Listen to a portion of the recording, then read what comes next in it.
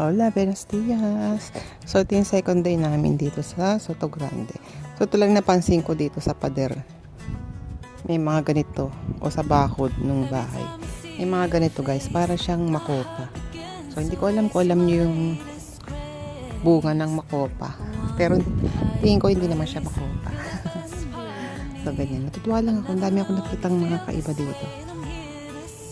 So, yan. Tapos, may nakita rin ako dito na puno ng ano talaga ng olive. So yan, nung papunta na kami sa swimming pool, natuwa ako kasi ayan, finally, yung tinititigan ko lang sa malayo, sa kalsada, sa bundok, ito na, nahawakan ko na. Doon kasi sa probinsya nila among lalaki, meron silang halaman na ganyan, pero walang bunga. Ito, may bunga talaga. Ito nga pala yung papunta na kami sa swimming pool dito sa village.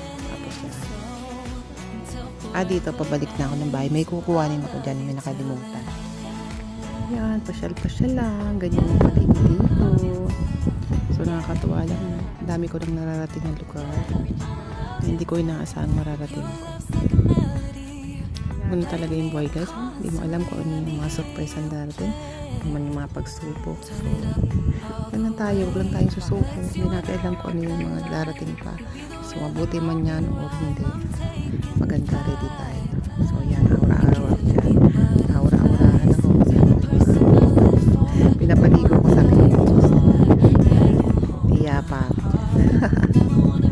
So, yan. Yan pala yun yung man-made na beach dyan sa loob ng village. Sa tabi niyan, yung pinaka-swimming pool. So, ginawa ko lang dyan, aura-aurahan, picture-picture. What is that? Sa mga alaga ko. Ginawan ko sila ng ano. Don't break our sand castle, okay? Yung panganay na lang. I see. So, yun lang guys. Sa ngayon, nag-share ko sa inyo sa Okay.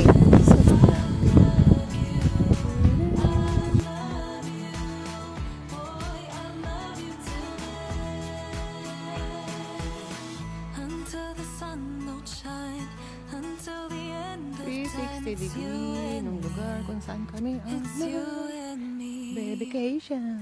Until the sun don't Vacation mode. Andoon ang piscina o yung ando sila galing na kanina. Next week na ako maliligo.